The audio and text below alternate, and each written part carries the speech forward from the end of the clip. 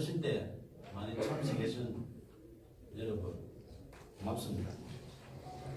2013년 진주시와 서울시의 등축제 갈등 당시 경남 일부의 유등축제 배경소설 유등의 꿈을 연재했던 소설가 박응상입니다. 제가 말씀드릴 내용은 박원순 서울시장 실명소설 유등의 꿈 삭제 필요사건 고소건에 대하여 창원지방검찰청 진주지청에 공정한 수사를 촉구하는 배경입니다.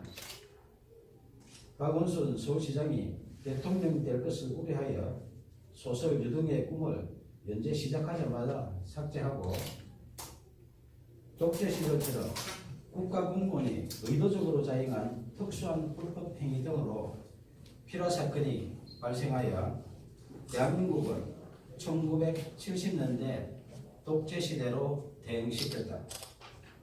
진주시와 서울시 등축제 갈등 사건을 추가한 박응상 실화소설 유등의 꿈을 2014년 연재 22회차에서 박원순 시장 대통령 될 것을 우려하여 명예훼손 사유로 연재 중단시키고 포털에 노출된 소설 전부를 삭제한 것이 필화 사건의 발단이며 결국 언론사를 강제 폐간시켜 소설 연재를 원천 봉쇄하고 소설가 박응상의 사생활에 해당하는 개인 정보 등에 대하여 진주시청에 정보 공개 청구하여 사실상 뒷조사를 하는 등 인권 누름까지 당했다.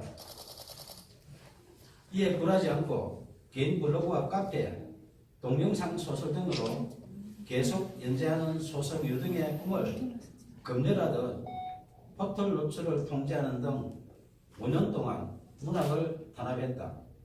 민주주의 국가에서는 도저히 있을 수 없는 필화 사건으로 소설 연재하는 언론사를 강제 폐간시켜 소설 연재를 원천 봉쇄하여 표현의 자유 침해하며 언론을 탄압하고 무관 국민 박응상의 생존권을 박탈하고 소설가의 재산권까지 강탈한 소설 유등의 꿈 필화 사건 고소건에 대하여 창원지방검찰청 진주지청의 2명의 검사는 정치적 중립을 준수하여 공정하게 수사해 줄 것을 촉구한다. 소설 유등의 꿈을 박원순 서울시장이 읽었다면 대통령이 될 수도 있는 내용으로 사회갈등 해소 방안을 고민하며 땀을 존중하는 성숙된 사회를 지향하는 사회소설이다.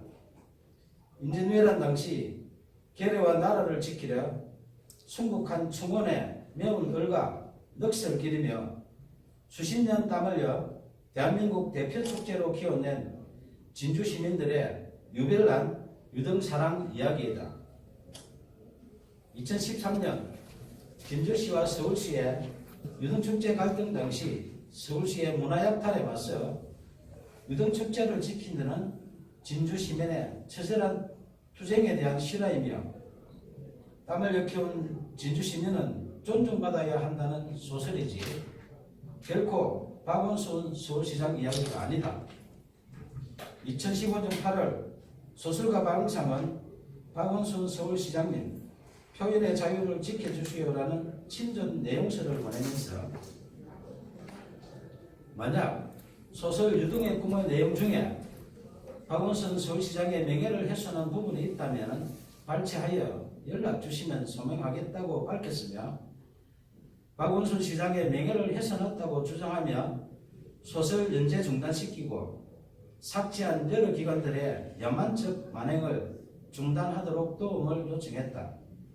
이에 2015년 9월 1일 서울시장 직인날인데 서울시장 정식 공문으로 박응상 소설 유등의 꿈 연재와 관련하여 작가님의 표현의 자유와 독자의 선택을 존중한다며 공식적으로 약속했다. 하지만 박원순 서울시장이 직접 게시 중단 요청하여 박응상의 네이버 개인 블로그에 연재하는 소설, 영문소설 드림 오브 랜턴 페스티벌이 2016년 명예훼손 사유로 삭제됐다. 민주주의 외치는 박원순 서울시장이 직접 게시 중단 요청하여 개인 블로그에 연재하는 소설까지 삭제하며 문학 탄압하고 표현의 자유 침해하는 등 독재적 피라 사건에 대하여 작가님의 표현의 자유와 독자의 선택을 존중한다는 서울시 공문으로 약속한 박원순 시장은 밀필적 고의 등에 대하여 공개 해명해야 한다. 2017년 8월 4일 5일 박원순 서울시장은 휴거기간에 변호사를 동행하여 진주를 방문해 1박을 하고 5일 경남 오성군으로 이동했던 보도가 있었던 당시 창원지방검찰청 진주지청은 박원순 시장 실명 소설 유등의 꿈 삭제 필요 사건을 수사하는 중이었다.